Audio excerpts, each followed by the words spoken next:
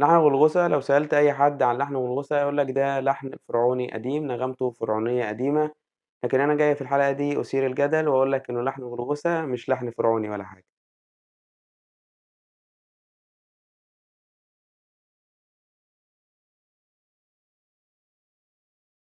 ذكر الفيلسوف السكندري فيلو في مؤرخاته إنه الجماعة المسيحيين في مصر أخذوا بعض الألحان المصرية القديمة وأضافوا إليها النصوص المسيحية واستخدموها في كنائسهم.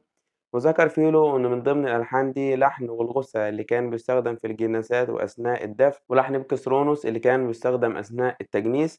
لكن في الحقيقة لحن غلغوسة فيه جزء كبير من نغمته فرعونية فعلا، لكن النغمة القبطية موجودة فيه ومتضافة ومتعدلة كمان في نغمة اللحن، مش بس معدلين فيه كلمات اللحن. هتقولي فين دليلك؟ هقولك الدليل إنه نغمة اللحن بتبدأ هادية وبتبدأ فرعونية فعلا، وبتبدأ إن هي بتدل على التجنيس وعلى الحزن فعلا.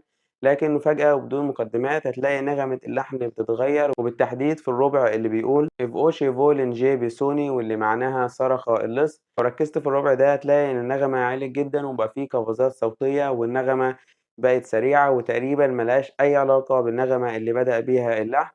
والحقيقة إنه علو النغمة والقفزات الصوتية والسرعة دي عشان تدل على صراخ اللص اللي موجود على الصليب، اللي حريص إنه يكسب الملكوت.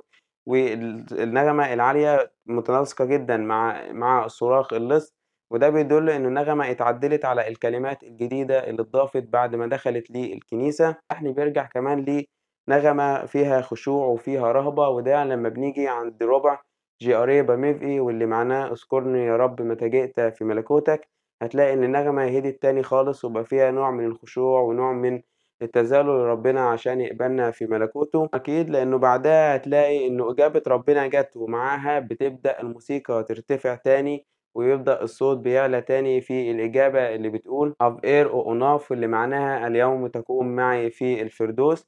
بعد أفقر أوناف أو بعد إجابة ربنا علينا بعد ما كان في خشوع في الأول في قريبة ميفي، بعد كده النغمة عالت في إجابة ربنا اللي هو أفقر أوناف أو اليوم تكون معي في الملكوت.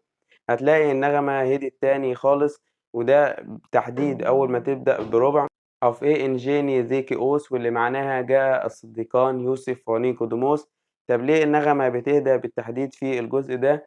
النغمة بتهدى في الجزء ده عشان بتعبر إنه خلاص جاء يوسف ونيقوديموس وبدأت عملية الدفن، فاللحن بيرجع تاني لطبيعته الهادية. ده كان شرح جزء بسيط من نغمة لحن غلغوصة اللي بتلاقي فيه اختلافات كتير أوي في النغمة، وفيه كذا تون بيحصل في أثناء ترتيل اللحن.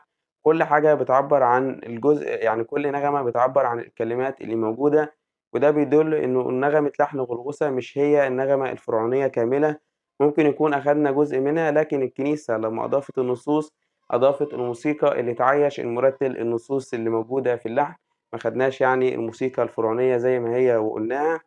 ده كان شرح بسيط لنغمة لحن غلغوصة. متنساش تشوف حلقات ألحان أسبوع الآلام على قناتنا، شرحنا باقي طبقين في بيكسترونوس ألحان كتير جدًا، حفظنا المزمور، عرفنا نركب المزمور. مستنيكم في قائمة ألحان أسبوع الآلام، استنوني في أسبوع الآلام، أشوفكم الحلقة الجاية، سلام.